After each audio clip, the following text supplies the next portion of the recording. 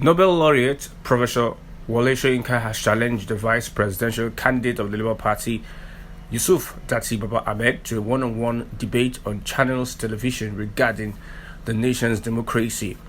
Soyinka, in a statement titled "Fascism on Course," released on Friday, is challenging the Labour Party's vice presidential candidate to a debate as regards his claims of Nigeria's democracy ending if the president-elect Asiwaju Bola Tinubu is sworn in May 29.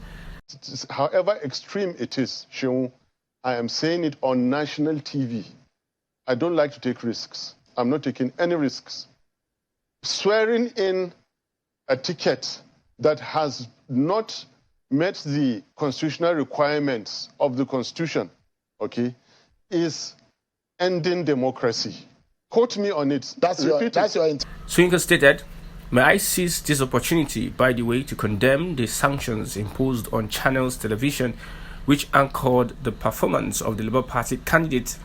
As stated, I watched the program keenly, saw the valiant efforts of the interviewer to ensure fair hearing. I fail to understand just where the station could be faulted, except from its position of injustice." Which part or what part of Senator Datti Ahmed's statement was unbecoming? Okay. Nearly the totality. Listen, the interviewer asked him several times. He said, "What will you do if the Supreme Court judgment is against you? If the interpretation which you are offering about the constitutional aspect of this election, if it is against that of the Supreme Court and they find against you?" And he kept saying, "No, it's not even open to analysis. The word says and it's very clear. And the Supreme Court, in its wisdom, had better give this, in other words, his interpretation." I mean, this is trying to dictate to the supreme arbiter of the nation. Whatever you think of the Supreme Court, it is an institution we all revert to sooner or later. If not today, then tomorrow. If not about this election, maybe about the next election. But Datti kept saying, no, the Supreme Court has got, in its wisdom, to agree with me. That is what is known as fascistic language.